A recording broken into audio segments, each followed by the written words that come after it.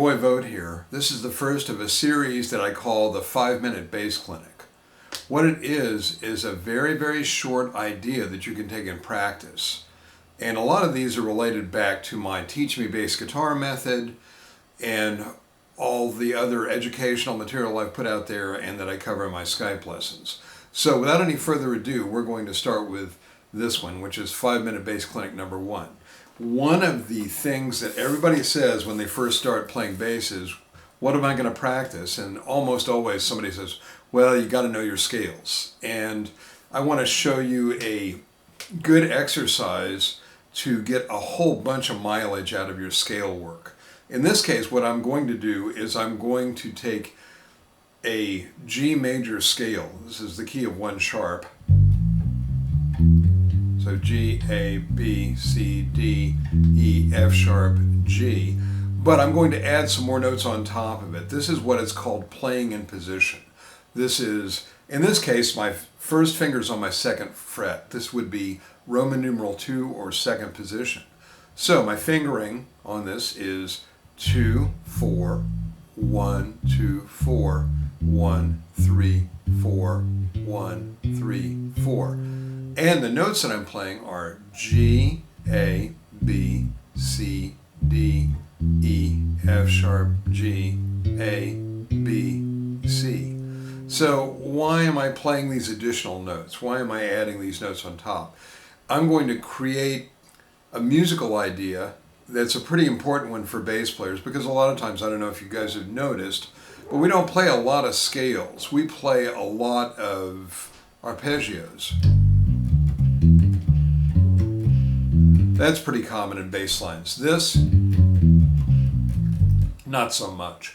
So what I'm going to do is I'm going to build what are called the diatonic triads. That are the triads in the same key that are in the key of G. So if I take this scale, G, A, B, C, D, E, F sharp, G, and I build a 3-note pattern where I'm going to start on a note in the scale and I'm going to skip every other note, I'm going to build the major and minor triads. So that's going to be G major, which is G, B, D, A minor, A, C, E, B minor, B, D, F sharp, C major, C, E, G, D major, D, F sharp, A, E minor, E, G, B, F sharp diminished, F sharp, A, C, and then I can finish off with a G. So I'm playing this set and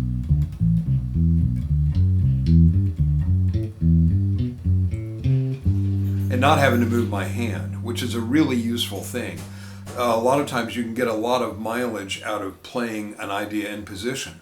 Also, if you haven't really done a lot of work on note reading, this is a great way to get started with that, because you're going to just put yourself in one position and play the notes. So the first little excerpt here is just the scale up and down.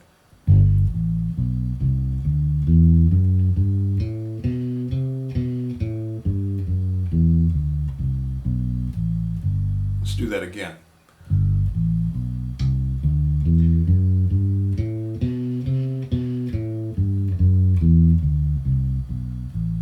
From there, I can go ahead and do the triads. G major, A minor, B minor, C major, D major, E minor, F sharp diminished, and I'm here on the G. Now, you can take that and you can work with all sorts of patterns with this. Here's a set. I'm going to just put these up as patterns that you can work on your own. So these will be enclosed in a PDF in the comments section or a picture file. Here you go.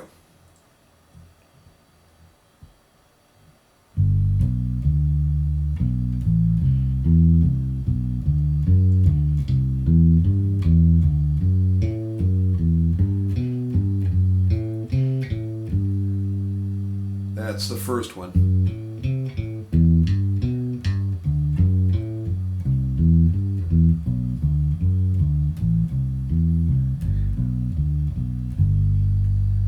The second one would be doing ascending 3-note patterns.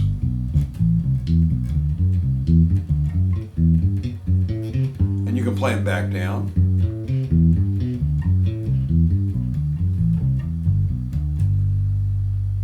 That was root 3-5. Now I'm going to do 5-3 root.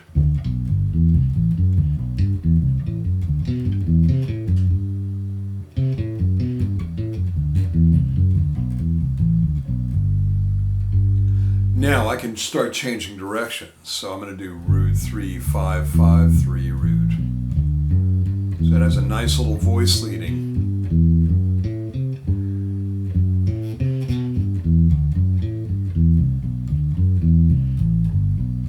And the last one is going to be 5-3 root. Root 3-5.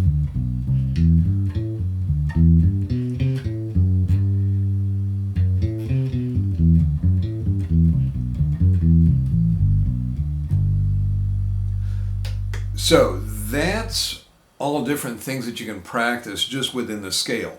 What I find is practicing the triads helps me to get used to string crossing. You don't really need a string crossing exercise per se with something like this, because you're playing musical content and you're also taking an idea and playing it in one area of the neck, doing some string skipping, working with some musical content.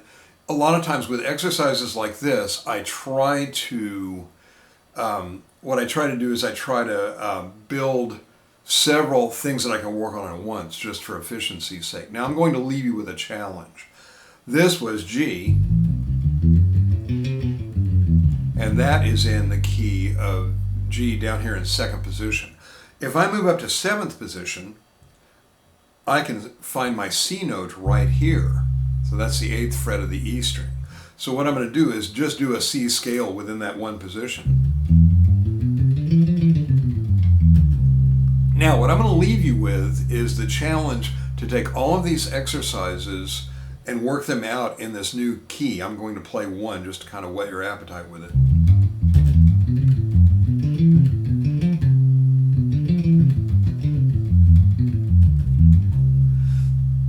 And the end game is to take this exercise and work it in all 12 keys all over your bass neck. The fingering pattern's fine, that can help you. I don't really see a problem with, when you're learning, getting some fingering patterns at work. That's just normal instrument technique.